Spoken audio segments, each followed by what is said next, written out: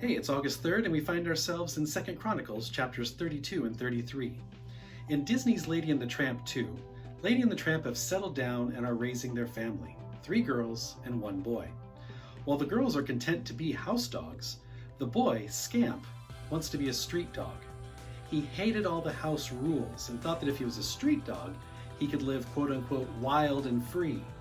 Well, he gets his wish and he joins a pack of street dogs, who abandon him when the dog catcher shows up.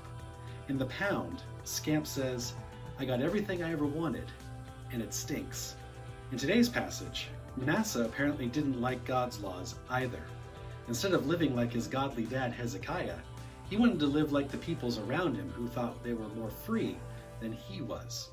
Chapter 32 again describes Hezekiah's life, from Sennacherib to his death, and we've already looked at that in 2 Kings and Isaiah.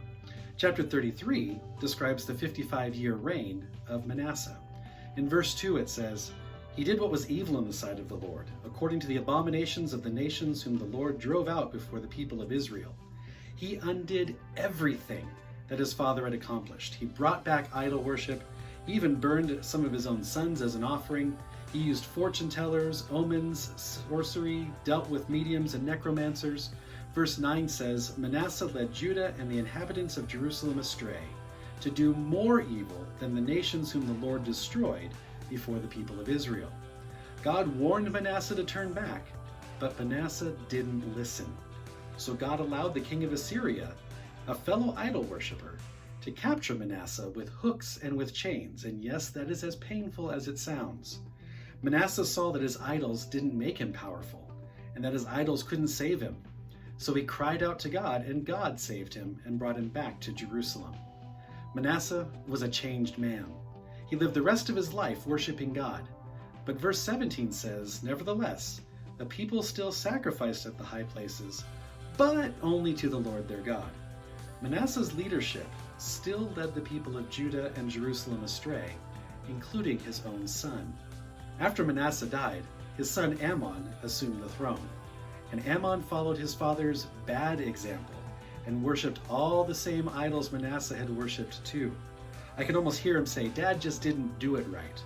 Well, his own servants disagreed and killed Ammon after only 2 years, leaving his son Josiah to assume the throne at only 8 years old. So what can we take away from today's passage? We again see that sin never results in the pleasures and power that it promises. It always hurts us and countless others around us, especially those who we should care about the most. Manasseh got everything he wanted, and it stunk.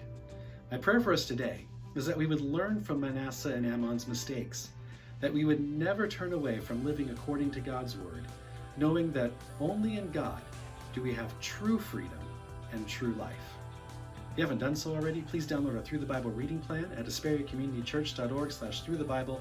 Thanks for watching, and I hope to see you again soon.